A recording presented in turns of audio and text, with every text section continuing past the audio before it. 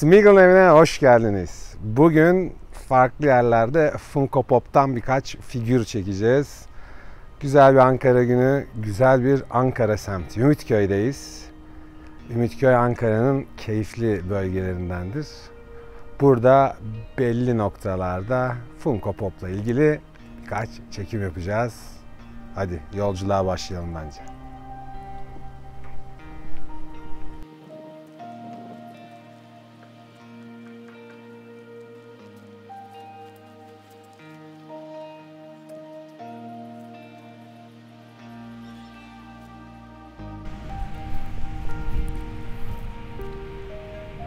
Havayı da düşünürsek bu sıcaklıkta iyi bir yer bulduğumuzu düşünüyorum. Şimdi Funko Pop'tan benim çok beğendiğim bir figür olan Angmar'ın Cadı Kralı'na ufak bir bakacağız, bir inceleyeceğiz.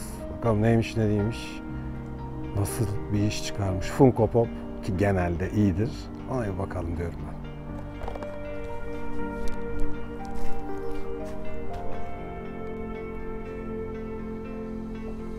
Figür bu. Klasik bir Funko Pop. 10 numara 5 yıldız. Her zamanki hali. Beğeniyoruz. Çok. Genelde güzel iş yapıyorlar.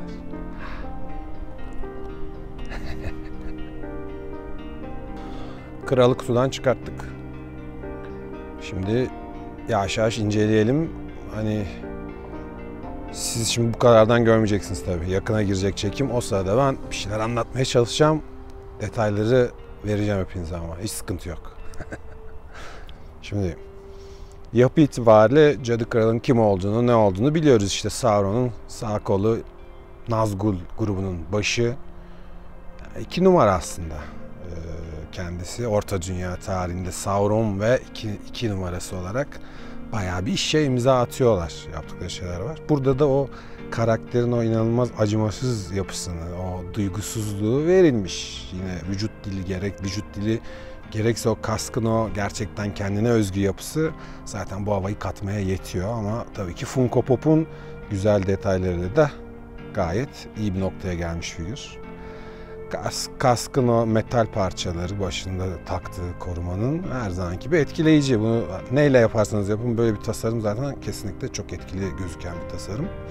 Aynı zamanda da elbisesinin üzerindeki o yıpranma, eskime dokusu aslına bakarsanız Funko Pop için çok gayet fazla bir detay. Normalde hani olandan bir tık daha iyi çalışılmış bir figür. Kılıcındaki o ateş yine o filmdeki o sahneyi bize veriyor ve bence başarılı bir detay olarak ortaya çıkmakta. Funko Pop'un 632 numaralı ürünü. Çok ciddi bir ürün gamları var zaten. İnanılmaz geniş. Bir sürü karakter var. Her yerden, her şeyden. Düşünebileceğiniz her şeyden ama. Yani işte Harry Potter'ından Star Wars'a, Guns N' Roses'dan işte Justin Bieber'a kadar, Michael Jordan'dan da Usain Bolt'a kadar her şeyi yapmış durumdalar. Bence iyi bir çizgi. Geniş bir yelpaze olması güzel. İşçilikler de 10 numara. Kaldığımız yerden istiyorsanız devam da edebiliriz. Omuzluğu gerçekten etkili. Eldivenin o dokusu ben çok beğeniyorum zaten o eldivenin tasarımında. Burada da 10 numara 5 yıldız yansıtılmış. Yani o eklem yerlerindeki o katmanların çok etkili olduğunu düşünmüştüm filmi seyrettiğimde. Şimdi şu an buraya bakınca gerçekten başarılı buluyorum. Pelerin işte üzerinde durduğu yapı olarak kafasını hareket edebiliyor olması falan gerçekten çok güzel detaylar. Funko Pop gerçekten çok başarılı bu işte. 10 numara işçilik çıkarmışlar. Harika olmuş. İnanılmaz güzel bir parça.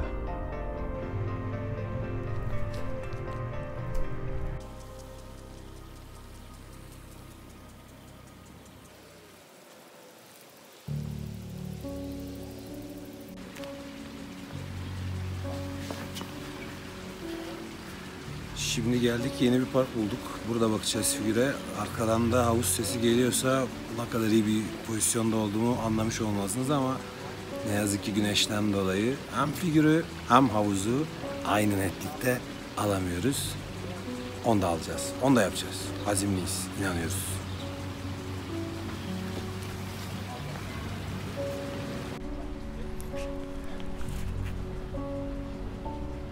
Şimdi klasik yanılgıyı bir kere daha burada dile getirelim.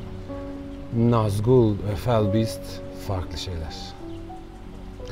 Felbeast, Nazgulların bindiği o kanatlı uçan yaratık, arkada birisi herhalde çöp atıyor şu an. Çöp atıyor.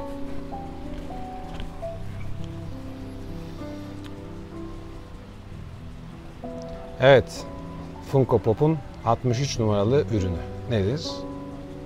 Witch King of Angmar, Felbeast'e binerken. Burada hemen klasik yanılgıyı tekrar dile getirelim. Nazgul ve Felbeast iki ayrı olaydır Orta Dünya'da. Nazgullar Felbeast'lere binerler. Felbeast'ler binektir, kanatlı binek, uçarlar. Hafif ejderhamsı yaratıklar ama biraz böyle o Wyvern diye bildiğimiz gruba da yakınlar. Arada bir durum. Sauron hediyesi. 63 numaralı figür, 10 numara bir figür. Hemen ona dönüyorum. Çok hızlı döndüm. Anında Funko Pop'un çıkarttığı efsanelerden biri. Ülkemizde her ne kadar fiyat olarak oldukça yüksek bir fiyata denk gelse de diğer ülkelerde tam bir plastik figürün hak ettiği fiyata satılıyor. Yapacak bir şey yok ama çok güzel. İmkan olur, fırsat bulunur. Parası biriktirilebilirse kesinlikle tavsiye edeceğim bir figür bu.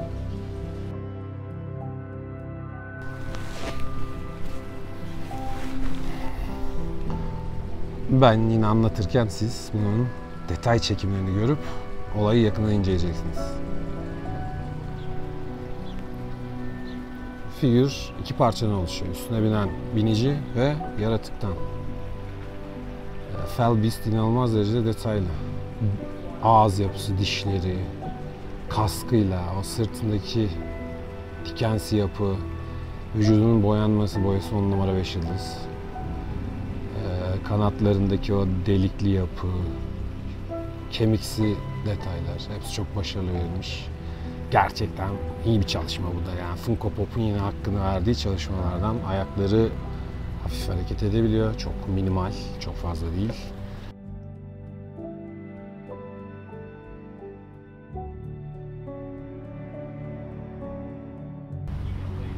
Figür tam boynuna oturabilecek şekilde hazırlanmış. Yine inanılmaz güzel detaylar. Omuzluk çok daha net bir önceki figüre göre. Duruş, poz hemen hemen aynı, ancak dediğim gibi boyuna oturabilmesi için bacakların arasında belli bir boşluk.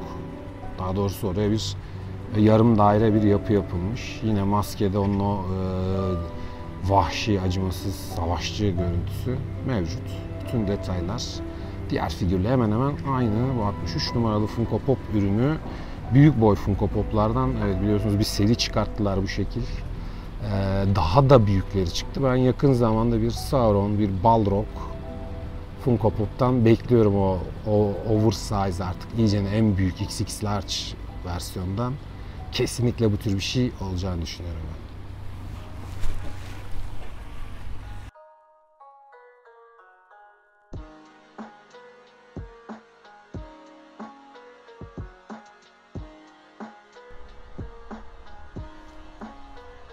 Tekrar merhabalar. Hala Ümitköy'deyiz. Bu sefer farklı bir yere geldik.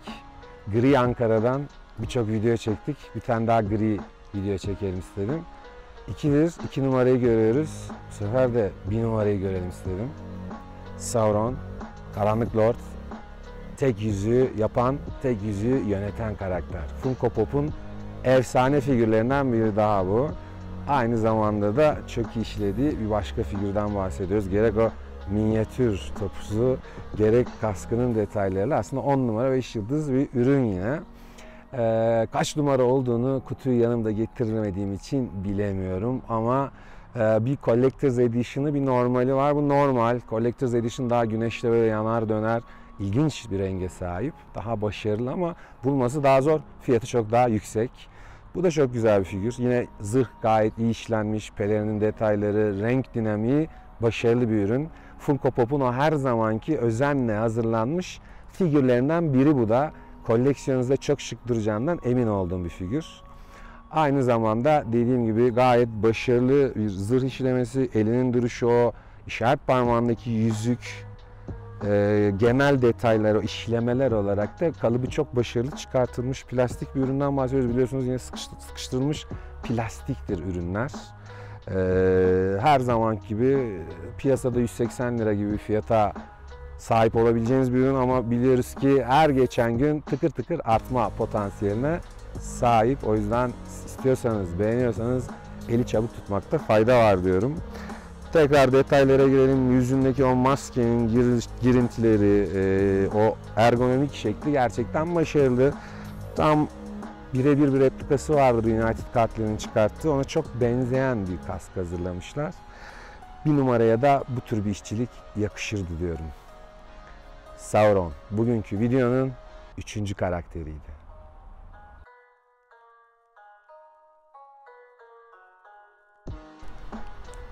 Evet, sonuncu karakter yine Ümitköy, yine Ankara. Bu sefer de artık 3 numara. Kamul. Niye Kamul? Ringrate diyoruz, yüzük tayfı diye geçiyor devamlı ama şimdi yapılanların çoğuna Kamul diyorlar. Ben de Kamul demeyi sevdim şu an ama aslında yüzük tayfı. O da çok detaylı, o da çok başarılı. Funko Pop'un yine ne yazık ki kaç numarası olduğunu bilmiyorum çünkü ikisinin de kutusunu getiremedim. Daha doğrusu kutularını bulamadım. Bir sonrakine belki bu bilgiyi de veririm ama sonuçta 9 tane alırsanız kadro tamam. Olmadı bir tane Witch King alırsınız, 8 tane bundan. Alamazsınız, çok pahalı bence. Zaten gerek yok böyle bir lükse. Sonuç olarak en son figür. Yine Funko Pop, yine çok iyi işçilik.